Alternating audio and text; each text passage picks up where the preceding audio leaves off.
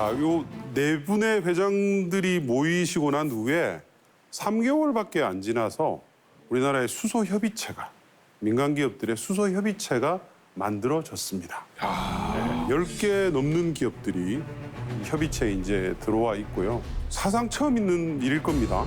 뭐 서로 경쟁하는 관계들이잖아요. 그렇죠. 네, 근데 이번에는 15개 대기업이 똘똘 뭉쳐서 한번 해보자 하고는 거거든요. 어떻게 투자를 할 것이고 정부는 이제 어떻게 도와줬으면 좋겠고 제도적으로는 어떻게 마련해줬으면 좋겠다. 이런 것들을 이제 논의하는 자리라서 사상 처음 있는 일이라는 얘기를 다시 한번 제가 강조드리겠습니다. 그러면 왜 그럴까가 이제 중요하지 않습니까? 그렇죠. 예.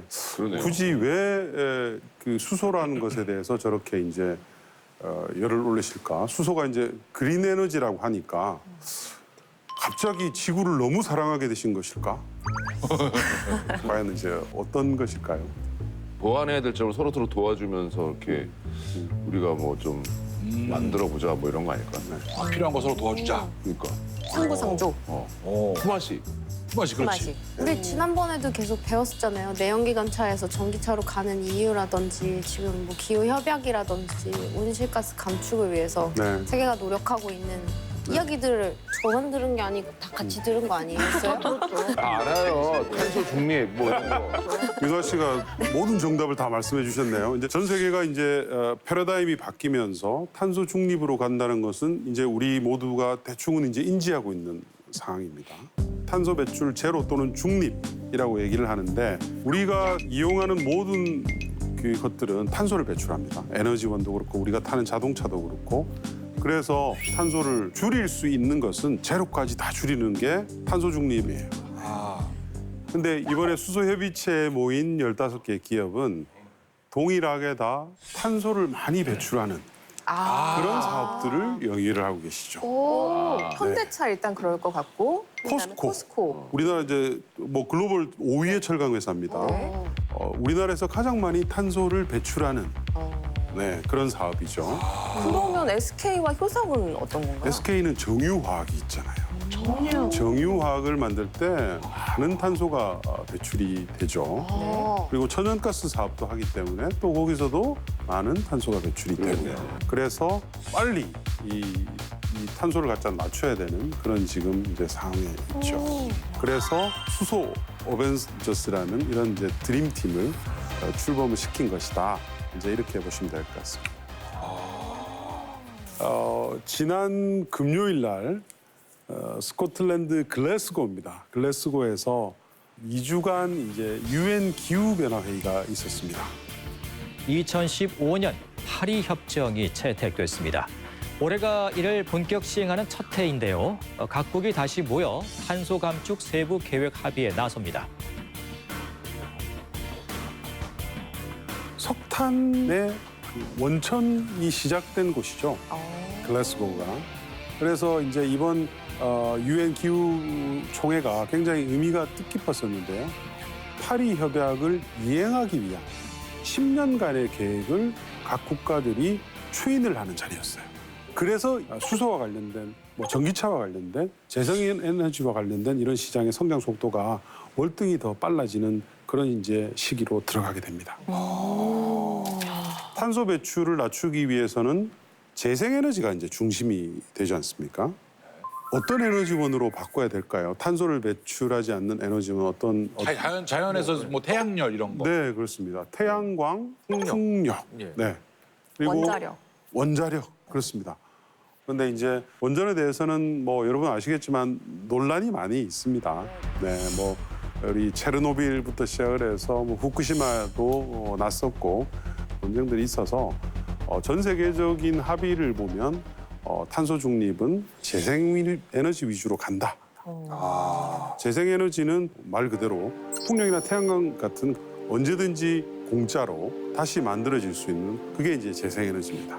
근데 갑자기 재생에너지로 만든 전력이 많아져서 저장을 못하게 되면 불가피하게 지금은 버리고 있습니다. 그래서 대표적으로 예를 들면 독일인데요. 독일은 2019년도 기준으로 보면 재생에너지로 만든 전력이 많아져서 이걸 전력망에 그냥 풀어놓게 되면 전력망이 셧다운이 됩니다. 그래서 불안하니까 버린 전력이 약 5억 유로가 넘습니다. 아까워. 5억 유로 얼마일까요? 7천억. 7,000원. 연간. 우와. 그래서 충전 저장하는 장치가 꼭 필요하게 되죠. 우리는 그 저장하는 수단으로 두 가지를 그 얘기를 하고 있어요. 첫 번째는 배터리에 저장하는 겁니다. ESS라고 하죠.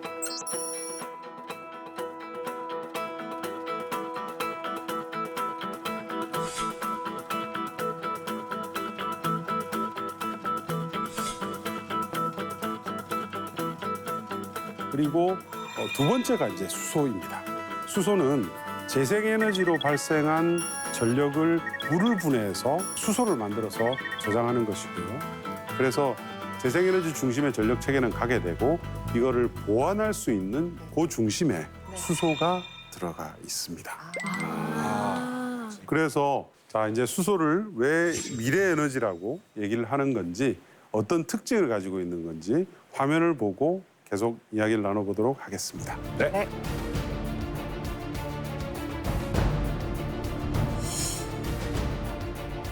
이거 보기만 해도 꼴. 아이고.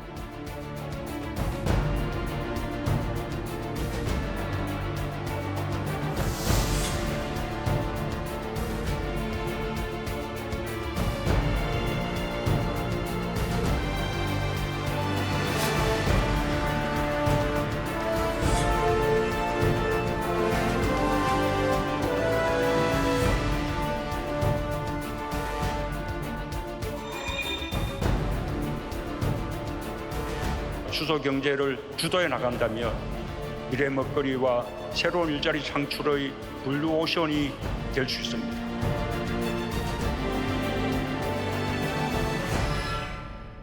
수소란 무엇인가? 뭐 우리나라는 예전부터 우리가 교육을 받으면서 제일 많이 들었던 얘기가 에너지 빈국이다. 아껴 써라. 모든 것을 다 수입하니까 아껴 써야 된다. 석유 파동만 나오면 이제 항상 그런 얘기들이 있었죠. 수소가 그 부분들을 해결해 줄 수 있는 키워드가 될 수가 있습니다. 와. 네. 여기 우리 시청자 여러분들은 많이 모르셨을 텐데 저희가 그 쌤이 한 분 더 있어요. 그렇죠. 네. 제 옆에 있어요. 화학 교육과를 나온 분이 계십니다. 화학 교육과 이승현 아나운서가. 아니 근데 그래서 뭐가 궁금하시다고요? 그래서 수소가 수소? 수소. 네. 수소 그거 아시잖아요. 수엘리베 붕탄질산. 이게 몰라요? 뭐예요? 주기율표. 아니 수리나 칼루세프지. 아 뭐라고요? 학교마다 좀 다른데 그래요? 수엘리베 붕탄질산 그거 모르세요? 뭐야? 그 멘델레이프 선생님이 만드신 주기율표 안 외우셨어요? 우리는 이히리베니밖에 몰라요. 이히리베니. 일단 중요한 건 제가 한 가지는 알아요. 수소가 1번이라서 가장 가볍습니다. 맞습니다. 네, 가장 가벼운 아, 그런 1번이면 원소다. 가벼운 거예요? 예. 그 H가 수소예요? 저게 지금 두 개씩 붙어서만 존재할 수 있는 네. 하나가 있으면 뭐예요, 그러면? 하나가 있으면 수소 원자, 두 개가 있으면 수소 분자. 분자. 그럼 3개가 있으면요? 세 개 있으면. 그거는 선생님께 여쭤볼게요. 자, 수소의 특징 한번 보시죠. 오. 수소는 우리가 이제 흔히 우주에서 가장 흔한 물질이라고 합니다. 다만 이제 만들어야 되는 거예요. 우리가 뭐 공기 중에 수소가 많다, 바닷물에 수소가 많다고 해서 떠서 수소를 갖다가 가질 수가 없는 거죠. 그래서 반드시 만들어야 되기 때문에 다양한 에너지원을 통해서 생산이 됩니다. 그리고 온실가스 배출이 뭐 당연히 없는 것이고요. 또 에너지 밀도가 매우 높습니다. 그다음에 기체뿐만 아니라 액체화를 해서 옮길 수도 있어서 저장 또는 운송이 가능하니까 당연히 이제 수출도 가능하고요. 이미 사실은 수소는 산업 전반에 걸쳐서 많은 곳에서 쓰고 있어요, 우리가. 그러나 지금 이제 쓰고 있는 수소는 대부분 다 탄소를 가지고 만드는 수소이죠. 이걸 이제 그레이 수소라고 해요. 실제로 수소가 그런 색은 아닐 거고 어떤 뜻인가요? 질이 안 좋다는 거예요. 수소는 만들어야 되잖아요. 그 만들 때 에너지원이 들어갑니다. 에너지원이 들어가고 그 에너지원에 따라서 색깔들을 이제 분류를 하게 되는 것이죠. 이 그레이 수소는 주로 이제 천연가스 있잖아요. 천연가스가 주성분이 메탄입니다. CH4. 이거를 이제 아주 강한 열을 가열을 하면 수소가 가벼우니까 위로 떠오르죠. 근데 천연가스를 기반으로 하다 보니까 엄청나게 많은 탄소가 배출이 됩니다. 아니 근데 탄소 그게 만들 때마다 탄소가 사용이 된다고 하는데 뭐 전보다 좀 많이 안 쓰겠지만 탄소는 계속 나온다는 소린가요? 탄소 중립의 의미가 없는 겁니다. 그래서 블루수소가 있습니다. 이 블루수소는 그레이 수소를 하되 탄소가 나오잖아요. 탄소 포집 장치를 달아가지고 밖으로 나가는 탄소를 최대한으로 줄이는 거죠. 그래서 그레이보다는 좀 낫다 해서 이제 블루수소라고 하죠. 이거는 그레이 수소에서 그린 수소로 가는 중간 단계에서 투자가 필요한 그런 영역이 되겠습니다. 그래서 최근에 이제 일론 머스크 아시죠? 네. 뭐 코인 가지고도 워낙 많이 또 나옵니까? 가는 형인데 잘 알죠. 이 우리 이 일론 머스크가 최근에 이제 CCUS라고 하는데 이 이산화탄소 포집 기술에 대해서 혁신적인 아이디어를 제공하는 사람한테는 1억 달러를 주겠다 하고 했을 정도로 이게 게임 체인저가 될 수 있죠. 잘 되면. 근데 아직은 미완의 기술이긴 하지만 그린 수소로 가기 전까지는 우리가 꼭 활용해 볼 수 있는 기술이다. 이제 이렇게 보고 있습니다. 네. 자, 맨 마지막에 이제 그린 수소입니다. 풍력이나 태양광단지에서 만든 전력으로 물을 분해해서 수소를 만드는 겁니다. 그러면 이산화탄소가 1도 발생하지 않겠죠. 네, 진정한 의미의 탄소 중립을 여는 기술이 그린 수소입니다. 그래서 이제는 이 수소가 탄소 중립의 중심의 영역으로 들어오게 되는 것이고요. 과연 그러면 이 그린 수소가 언제쯤 경제성이 있을까? 그게 이제 중요하잖아요. 제일 중요하죠. 네, 네. 이 초록색이 이제 그린 수소의 생산 단가입니다. 킬로그램당 지금은 뭐 5달러에서 6달러 사이, 6달러 사이인데 2030년 정도에는 그린 수소와 그레이 수소의 가격이 비슷한 정도까지 갈 것으로 그렇게 보고 있고요. 그 이후로부터는 오히려 그린 수소가 훨씬 더 가격 경쟁력이 더 높아집니다. 왜냐하면 그레이 수소는 탄소세 뭐 이런 거 들어보셨죠? 앞으로는 내려서. 탄소를 배출하게 되면 돈을 내야 돼요. 그래서 이게 이제 역전이 되는 것이고요. 그래서 2030년 정도 되면 그린 수소가 완전히 이제 대세가 되는 그런 시대가 이제 오는 거죠. 수소는 우리가 이제 흔히 지금은 수소차 뭐 보통 그렇게만 이제 알고 그거밖에 있잖아요. 모르는데. 예, 그러나 뭐 앞으로 모든 움직이는 것들은 전기로 가든지 수소로 가든지 둘 중에 하나로 이제 가게 될 겁니다. 그래서 이제는 훨씬 많은 양이 필요하게 된 것이죠. 탄소 중립으로 가기 위해서. 네, 그래서 이제 이 관련된 산업이 지금 비상을 하는 그런 이제 초기 단계에 들어가 있습니다. 그러면 일단 우리가 수소를 활용해서 세상이 어떻게 달라지고 있는지 한번 그 부분들을 화면으로 한번 보시죠.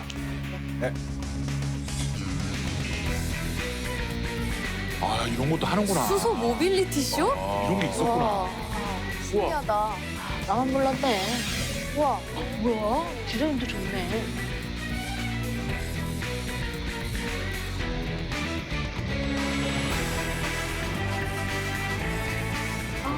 보트도 있어요? 아, 위에 다 물통 같은 있네. 거 가는.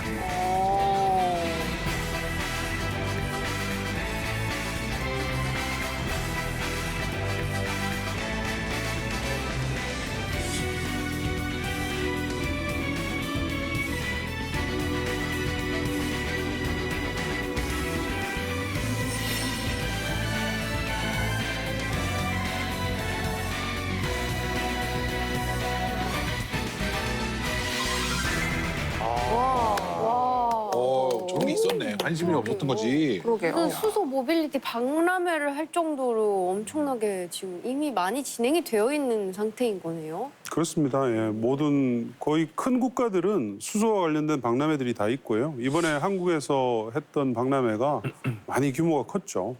코로나임에도 불구하고 방문객 수도 많았었고요. 참가하는 국내외 고객들 수도 굉장히 많이 늘어났었습니다.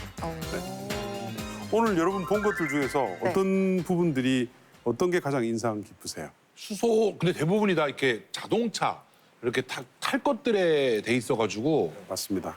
그러니까 지금 이 수소 시대에 어쨌든 가장 우리가 눈으로 먼저 확인할 수 있는 부분이 차량이죠. 수소차입니다. 근데 쌤, 수소가 어떻게 자동차를 움직이는 거예요? 네, 전기차하고는 좀 다르죠. 전기차는 배터리가 전기를 머금은 배터리가 안에 이제 들어가 있어서 이게 이제 모터를 구동하는 것인데요. 수소차는 이제 지금 현재 운행되는 승용차 안에는 이 수소 탱크가 3개가 들어가 있어요. 약 6kg의 수소가 계속 이제 흘러나와서 외부에서 이제 산소가 들어오지 않습니까? 네. 바람이 들어가면서 어머. 산소와 수소가 만나면 중간에 연료전지라는 것이 있습니다. 그 연료전지 내에서 발전이 일어나게 됩니다. 이게 이제 수소 연료전지의 기본 컨셉이죠. 결국 전기차인데 발전만 수소로 하는 거잖아요. 그렇습니다. 그럼 네. 아예 그냥 수소 발전을 수소 발전소에서 크게 해서 전기차에 그 전기 꼽으면 똑같은 거 그것도 아니에요? 그게 그거네. 네, 똑같은 거 아니에요? 그거는 이제 이 표를 보시면 이제 좀 설명이 됩니다. 와우. 네, 가장 뚜렷한 차이가 있는 것은 현재까지로선 주행거리랑 충전 시간입니다. 주행 거리가 전기차는 뭐 평균적으로 한 300~400km 정도 되고요. 수소차는 한 600에서 700km 정도가 이제 기본이고요. 기름이네. 충전 시간은 차이가 좀 많이 납니다. 충전 제가 시간은 만족인데요. 급속 충전기로 30분을 하게 되면 운행할 수 있는 거리에 한 60~70% 정도를 충전을 하게 되고요. 반면에 이제 수소차는 충전기를 딱 꼽았을 때 걸리는 시간은 한 5에서 10분 정도입니다. 유나 씨 노래 두 곡 들으면 되겠네요. 네, 그렇죠. 네. 와, 충전 시간 이런 게 압도적이네요. 대신 이제 비용은 좀 수소차가 현재로서는 굉장히 많이 비쌉니다. 네. 충전소를 설치하는 비용도 그렇고 차량의 가격도 좀 차이가 많이 나는데 두 개의 결정적인 이 차이는 무게 차이입니다. 그러니까 왜냐하면 차량이 무거워지면 무거워질수록 운행을 하기 위해서는 더 많은 배터리가 필요하겠죠. 그렇죠? 연비가 떨어지. 그래서 테슬라 아시죠? 네. 테슬라가 이제 아마도 빠르면 내년 정도에 전기 트럭을 출시를 합니다. 그 전기 트럭에 들어가는 배터리의 무게가 5,000kg입니다. 5톤입니다. 돈. 배터리가 5,000kg씩 들어가니까 이거를 충전하려면 뭐 하세월인 거죠. 하루 종일 걸리겠네. 네, 근데 수소는 이제 배터리와 연료전지가 들어가긴 하지만 무게는 굉장히 작고 그래서 앞으로 전 세계 차량들이 다 친환경차로 바뀌어야 되는데 무게가 무거운 차량 중심으로는 수소차로 바뀔 것이다.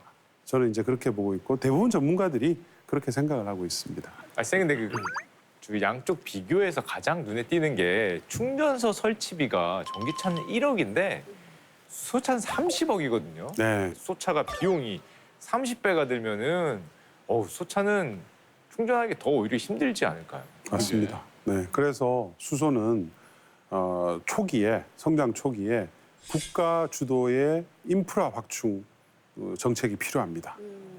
그죠? 여의도에도 수소 그 충전소가 벌써 생겼거든요. 그렇죠. 국회에 사당에. 전 세계에서는 처음으로 국회에 관련된 충전 인프라가 생긴 케이스입니다. 그러면 우리나라에 지금 수소차 충전소가 몇 개 있을까요? 한 10개 안 될 것 같아요. 많진 않을 것 같아요. 에이 30곳? 아니요? 아, 이거 아닙니다. 100개. 오, 유나 씨 비슷했어요. 그렇게 많아요? 그렇게 많이 있다고요? 지금 현재 70곳이 좀 넘습니다. 70한 5곳 정도 전국에? 네, 그래서 이게 굉장히 빠르게 증가하고 있죠. 그래서 올 연말에는 한 100개 근처까지 정부가 올릴 생각이고요. 굉장히 빠른 속도로 지금 충전소를 확장하고 있는 중입니다. 자, 탄소 중립이라는 에너지 패러다임의 변화도 물론 있지만 사실 정부나 기업들이 수소차에 주목하는 또 다른 매우 중요한 이유가 있습니다. 어떤 이유가 있을까요? 탄소 배출 말고 돈이 더 되나 뭐가? 바로 고용 이슈 때문입니다. 아우 답답해.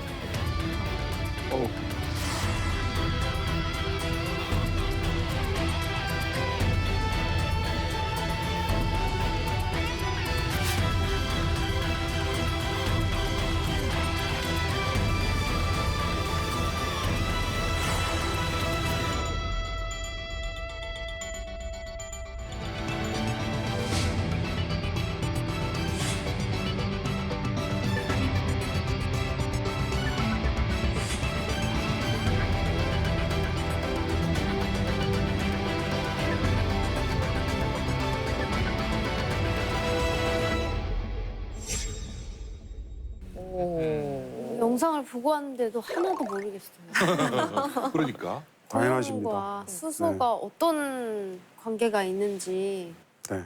더 보다 복잡해서 그런가요? 어떤가요?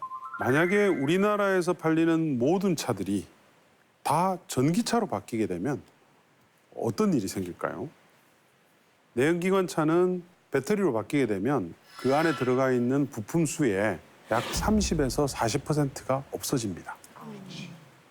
생각해 보시면 우리 엔진 오일 갈 필요가 없어지는 거죠. 그러네.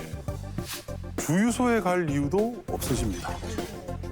내 집에서 충전을 해도 되니까요. 근데 수소차는 비슷합니다. 중간에 엔진이 수소연료 전지로 바뀌고 흡입과 배입과 있죠. 산소가 들어와야 되니까. 그리고 물이 빠져나가야 되잖아요. 수소는. 그래서 고용 유발 효과가 내연기관차와 수소차가 큰 차이가 없습니다. 그리고 수소를 만들고 또 뒤에 충전을 하고 유통을 하는 이런 이제 산업들이 인력들이 쫙 생기는 거잖아요. 전기차랑 수소차가 되게 비슷해 보이지만 생태계는 전혀 다르네요. 그렇습니다. 예, 생태계는 이제 다른 것이고 그래서 전기차를 이제 게임 체인저라고 하고 수소차는 게임 익스텐더다. 이제 이렇게 많이들 얘기를 하십니다. 네, 설명을 해주셔야 될 것 같아요. 익스텐더. 체인저까지는 저희가 그래도 많이 들어봤거든요. 익스텐더. 네, 익스텐더. 모르시는 분이 있을까 봐. 그런 거죠? 그 당시 어르신들. 혹시나 혹시나 설명을 한번 할까요? 저요? 네, 슈카 씨가 한번 설명해 뭡니까? 주시죠. 확장팩 아닙니까? 확장. 그렇게 들은 것 같다. 게임에서 게임부터 익스텐더. 원래 확장팩을 내니까. 또 익스텐더. 네. 그거구나. 네. 오. 확장판이구나. 네. 그러니까 중심은 당연히 전기차가 되겠지만 이 중심만 가지고는 보완할 수 없는 여러 부분들이 있기 때문에 이게 이제 수소차로 이제 보완이 된다는 그런 이제 개념이라고 할 수가 있겠습니다. 확장한다. 이해되셨죠? 예. 아니 오늘 뭐 아셨죠 여러분? 네, 맞아요. 확장입니다. 그래서 이제 앞으로 움직이는 많은 것들이 수소에 의해서 구동이 될 거예요. 예, 그래서 이게 월마트 창고입니다. 이 창고에 이제 지게차가 있죠. 화물을 날라야 되니까. 네. 근데 이걸 이제 수소 지게차로 바꿨습니다. 그리고 우측에 보시는 거는 수소 기차입니다. 이미 이 수소 기차는 상용화되어 있습니다. 유럽에서는 상용화되어 있고요. 우리가 인식하지 못하는 사이에 일상의 수소 시대가 이제 다가오고 있습니다. 이제 새로운 에너지원을 둘러싸고 국가들 간의 경쟁이 시작이 됐거든요. 예, 상황이 어떻게 되는지 한번 알아보도록 하겠습니다. 네.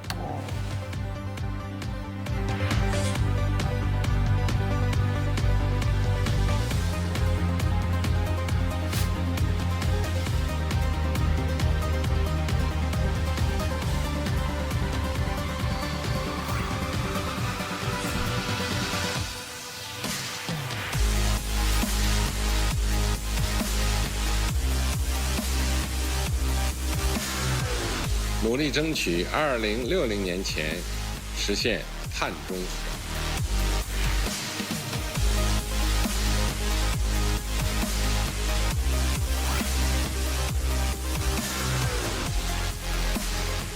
2050年目標と制度的で野心的な目標として2030年度に温室効果ガスを2013年度から46%削減することを目指しま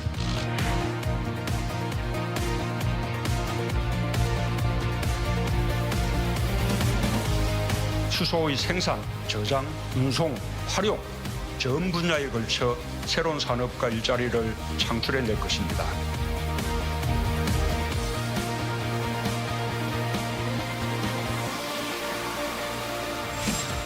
수소 전쟁. 야.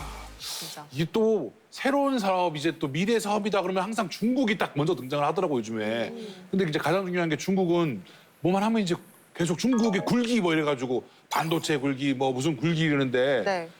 혹시나 또 모르시는 분들이 계실까봐 굴기의 뜻이 이종혁 아 모르셔서 그러신 건 아니 아니고요. 모르는 분들이 있을 수 있으니까. 네. 뭐예요? 왜인지 모르게 유민상 씨 이 질문이 너무 반가워요, 저는. 네.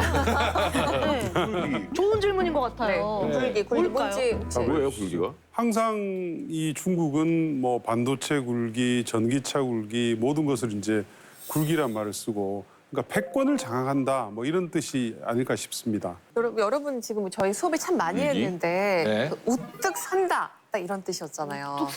반도체 수업 때 배웠습니다. 그래요? 복습을 우뚝 하셔야죠. 선다. 복습을. 배우셨어요? 네, 패권을 장악한다 비슷하죠? 그렇습니다. 네. 기억이 안 나지 나는. 화학교육과는 다르긴 다르네요. 저는 알고 있었는데 모르시는 분들이 있을까봐 질문을 드린 거죠. 그러신 거죠? 네, 아까 그 영상에 따르면 중국은 2060년에 달성하겠다. 네. 일본은 2030년에 달성하겠다. 우리는 2025년이라 그러니까 뭔가 엄청 바로 눈앞에 있는 것 같네요. 원래 사실은 미래 에너지라고 하면 항상 유럽 중심 그리고 미국 중심 뭐 이랬었거든요. 근데 이게 이제 2000년대 초반부터 중국이 아주 빠른 속도로 이 시장에 뛰어나면서 온갖 불기들을 다 만들어내고 있죠. 만들어내면서 전기차는 뭐 불기를 넘어섰습니다. 중국의 전기차 판매가 전 세계에 뭐 많을 때는 70~80%였고요. 지금도 뭐 한 반 정도가 중국에서 팔리고 있으니까 엄청난 굴기를 이루어낸 것이고요. 수소도 중국이 이제 뛰어들기 시작했습니다. 수소는 우리나라와 일본이 투톱 체제였어요. 투톱이 움직였었는데 중국이 이제 이 시장에 아까 보신 것처럼 뛰어들었고요. 그렇다고 해서 아직 뭐 수소차가 어마어마하게 많이 팔리는 시장은 아니에요. 근데 이제 중국의 이런 스탠스가 완전히 최근에 바뀌고 있습니다. 완강이라는 분인데요. 한 10년 전에 중국은 전기차 중심으로 가야 된다고 해서 다양한 제도를 설계를 했어요. 보조금을 만든다든지 이렇게 설계를 했는데 이분이 작년부터 앞으로 중국은 수소차 시대로 가야 된다. 이렇게 이제 얘기를 하면서 그때서부터 중국의 수소차 스토리가 본격화되고 있습니다. 그래서 보조금을 주게 돼 있는데 수소차를 만드는 다양한 부품 소재들이 있잖아요. 이 소재나 부품 공장을 유치한 지역에 보조금을 뿌려주는 거예요. 4년간 3조를 투입할 예정이고 그러니까 되게 현명하죠, 그죠? 초기 산업이기 때문에 산업을 육성하겠다는 그 전략이 너무 강한 겁니다. 그래서 중국에 아주 다양한 수소 관련 업체들이 생겨나고 있고 또 조만간 아마도 연내일 겁니다. 네. 이것보다 더 업그레이드된 수소 로드맵을 중국은 발표할 것으로 그렇게 보고 있습니다. 치고 나가네. 쌤, 그런데 과거의 전기차 시대 때도 보면 중국이 워낙에 돈으로 밀어붙이니까 수소 경제에서도 중국이 또 물량 공세로 나오면은 우리나라가 또 어려워지지 않을까 또 걱정이 좀 드는데요. 그러니까 전기차 같은 경우가 지금 말씀하신 것처럼 중국이 워낙 그 많은 것을 점령을 하고 있기 때문에 이제 다른 국가의 업체들은 힘들다 뭐 이런 것도 있지만 중국이 만약에 전기차를 지금과 같이 하지 않았으면 전 세계에 전기차를 두고 벌어지는 이런 경쟁 그에 따른 시장의 확장은 없었겠죠. 그래서 중국이 지금 수소에 대해서 이렇게 막 하겠다는 것은 수소차 시대, 수소 시대가 이제 온다는 그런 것들을 딱 알리는 서막입니다. 네, 그래서 중국의 스탠스가 매우 중요한데 여기 창청 자동차, 장성 자동차라고 하는데요. 그레이트 월 모터스라는 중국의 이제 SUV 1위 업체거든요. 이 회사가 지금 수소용 SUV 이걸 지금 발매하기 직전이에요. 그리고 상하이 자동차인데요. 이 회사는 이미 저기 유닉 7이라는 수소 연료전지차를 이미 지금 팔고 있습니다. 이 외에도 굉장히 많은 업체들이 생겨나고 있고요. 이런 그 현상들은 내년에 이제 아마도 그 동계올림픽, 중국의 동계올림픽을 통해서 시진핑이 아마 적극적으로 알리려고 하게 될 것이고요. 우리나라의 SK와 비슷한 중국의 업체가 있어요. 시노팩이라는 업체입니다. 이 시노팩이 2025년까지 2,000개의 수소 충전소를 갖다가 세우겠다. 2025년까지 그런 전략을 가지고 있으니까 스케일이 다르구나. 중국의 수소 굴기도 사실은 이제 시작됐다고 할 수가 있죠. 네. 근데 중국 1,000개 해봤자 땅덩이가 넓으니까 그렇습니다. 뭐 별 의미 없지 않을까요? 우리나라 지식이랑 비슷한 수준이 그런 말씀이셨어요? 근데 이제 동계 올림픽을 기회로 삼아서 이제 홍보도 많이 하고 이제 또 판매량도 그렇습니다. 늘어날 수 있겠네요.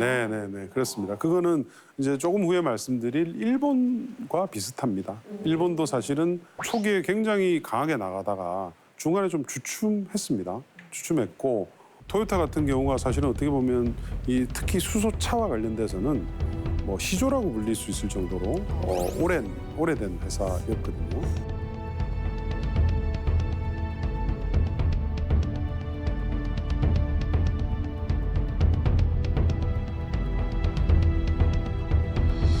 일본이 토요타가 그렇게 먼저 수소 시장에 뛰어들었는데도 불구하고 주춤한 특별한 이유가 있나요? 사실은 뭐 이게 수소라는 부분이 인프라도 선행이 돼야 되고 지금 당장은 수익이 안 나고 하기 때문에 이게 어떤 계기가 있어야지 좀 지원 정책들을 좀 강하게 하고 이렇게 만들어 나가거든요. 근데 이제 일본의 이 전통적인 좀 관습 같은 게 있어요. 모든 산업들을 할 때 굉장히 차근 하나 둘씩 만들어 갑니다. 반면에 우리나 중국은 합시다. 빛의 속도로. 와, 빨리 안 하고. 뭐 이런 거죠. 네. 그러다 보니까 이 탄소 중립의 시대에서는 빨리 하는 것이 매우 필요한 비즈니스입니다. 선점해야 되는군요. 깃발 그렇죠. 꽂고. 선점하는 게 중요합니다. 네. 근데 일본이 이제 거기서 조금 이제 주춤거린 거죠. 거기다가 토요타는 미라이라는 수소차를 파는데 요게 이제 좀 작아요, 차가. 요걸 좀 더 좀 키운 미라이 2를 도쿄 올림픽을 기화로 해서 그 기간에 이제 출시를 하면서 전 세계적으로 한번 크게 광고를 하려고 했었거든요. 한번 쫙 밀어붙이려고 했죠. 근데 도쿄 올림픽이 코로나 이슈 때문에 연기가 됐잖아요. 그래서 미라이 2도 사실은 출시가 미뤄졌어요. 네. 그래서 제가 개인적으로는 조금 요즘 일본이 좀 운이 없다 이런 생각이 좀 듭니다. 코로나에. 네, 그래서 그 사이에 우리의 이제 수소차 점유율이 뭐 한때 70%, 80% 올라왔습니다. 지금은 이제 미라이 2가 팔리기 시작하면서 비슷한 수준까지 이제 올라와 있는 상태입니다. 일본은 제친 건가요? 제쳤다고 하기는 그렇지만 이제는 뭐 거의 대등한 수준으로 올라왔고 제가 봤을 때는 앞으로 한 2, 3년 정도 지나면 지금의 우리가 같은 스피드면 충분히 일본은 이제 좀 무시할 수 있다 이렇게 판단하고 있습니다. 네. 그렇지만 일본은 사실 우리보다 인프라는 훨씬 더 많이 깔려 있어요.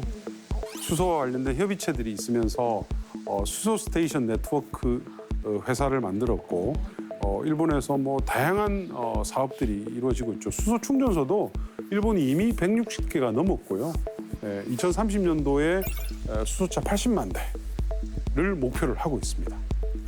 그래서 사실은 일본도 우리가 굉장히 견제를 하면서 서로 선의의 경쟁을 해야 되는 지금 그런 시기입니다.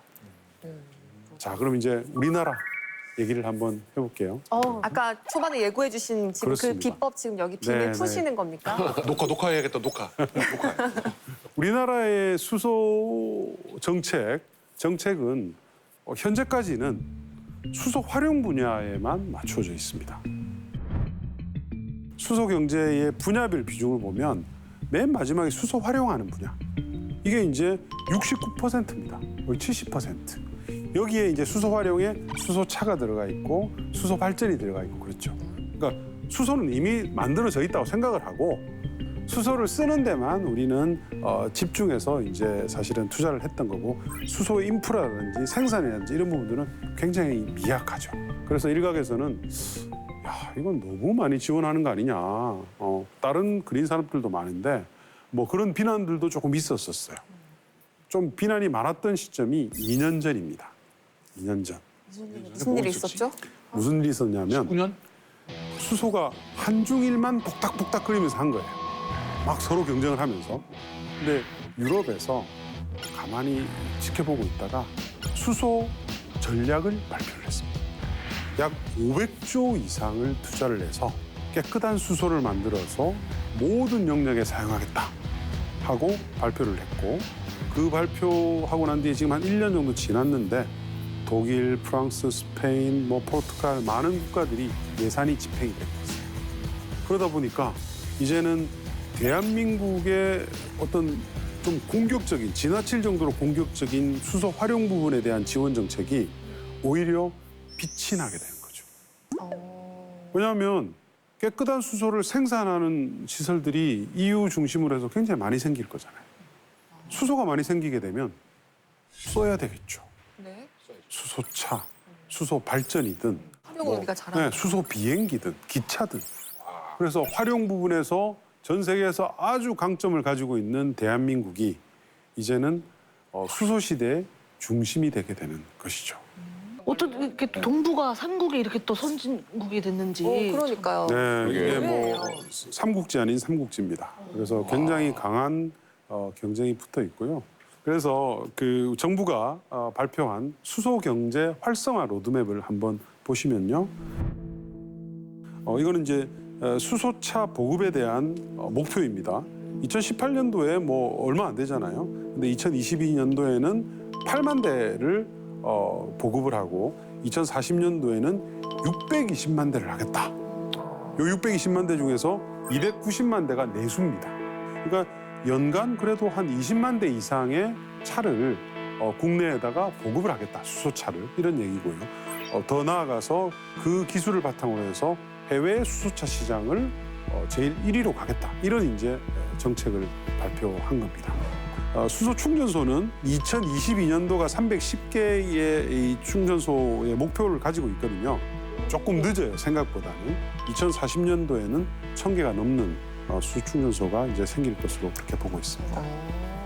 제가 이제 계속 한중일 삼국지인데 우리나라가 선구자인 일본보다 더 잘할 것이다. 네. 이렇게 이제 계속 말씀드리잖아요. 이거는 바로 100% 국산화가 이루어진 거죠. 와우. 수소차가. 현재 이루어지고 현재 그렇습니다. 네. 수소차는 이 수소 연료 전지가 수소 시대의 가장 핵심이죠. 연료전지. 예, 수소 연료 전지의 핵심이고 이 수소 연료 전지의 헤게모니를 누가 장악하고 있느냐에 따라서 수소 시대의 승자와 패자가 갈리는 거예요. 근데 이 수소 연료 전지 안에는 아주 만들기 어려운 소재나 부품들이 이제 들어가 있습니다. 대표적으로 예를 들면 수소 연료 전지의 제일 중심에 있는 네. 멤브레인이라는 소재가 있습니다.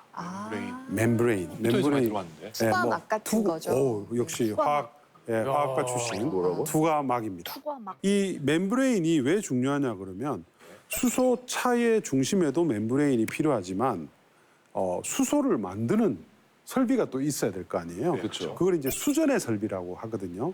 이 수전의 설비에도 가장 중심에 멤브레인이 들어갑니다. 물이 들어가서 물을 분해해서 작은 분자는 빠져나오고 큰 분자는 못 빠져나오게 하는 그게 이제 멤브레인이에요. 그 멤브레인은 토요타 같은 케이스는 미국의 고사한테 독점적으로 맡겨서 생산을 해왔습니다. 고 아시죠? 코텍스. 네. 코텍스 아시죠? 회사 이름이었어요? 회사 이름이었어요? 그럼요. 회사 아니, 이름. 그 종류인 줄 알았어. 텍스 이렇게. 거의 고유명사처럼. 네네. 코텍스 뭐 우리 등산복에도 쓰이고 굉장히 많이 쓰지 않아요? 그 회사의 멤브레인 기술을 한국 업체가 국산화를 했습니다. 와, 대단한 일인 거네요. 대단한 유전 일이죠. 터진 거나 마찬가지 아닙니까?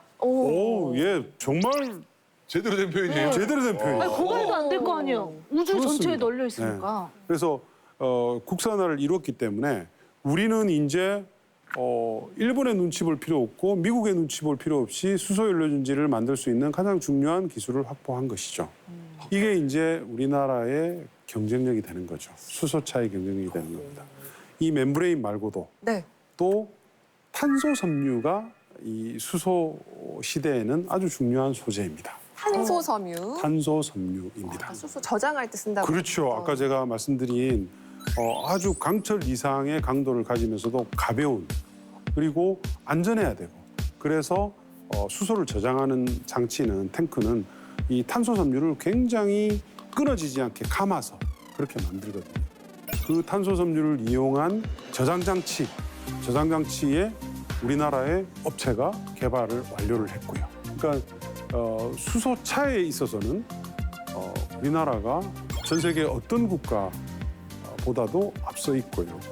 전 세계에서 수소 연료전지와 관련된 대량 생산 체제를 갖춘 국가가 우리나라와 일본 정도밖에 없습니다. 우리나라가 훨씬 더 많은 생산 능력을 가지고 있기 때문에 앞으로 수출의 수단으로서 이제 쓸 수가 있고요. 이게 이제 고용 이슈와 연결이 되게 됩니다. 이제 활용 부분에 있어서는 뭐 우리나라의 이 기술들이 뭐 세계 탑이다. 이거는 제가 말씀드렸는데 사실은 좀 부족한 부분이 있습니다.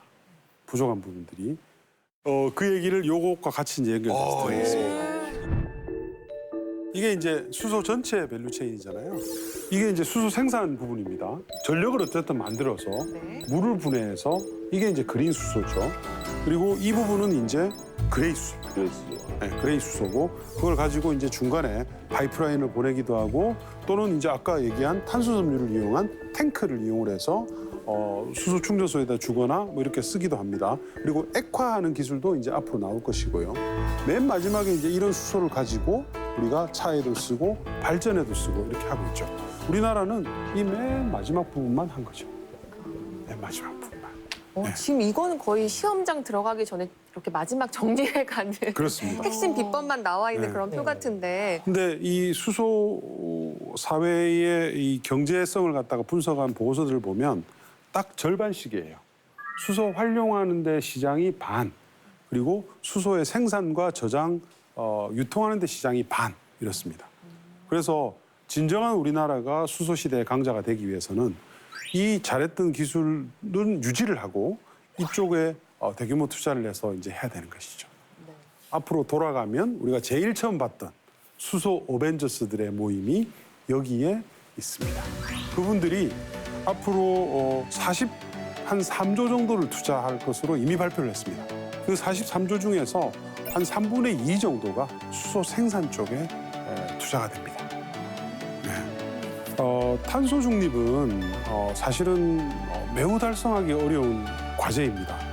탄소 중립으로 인해서 없어지는 고용 인력들이라든지 기술적인 어려움들 이런 것들은 매우 달성하기 어려운데 왜 국가들이 앞장서서 지금 서로서로 막 하려고 할까요?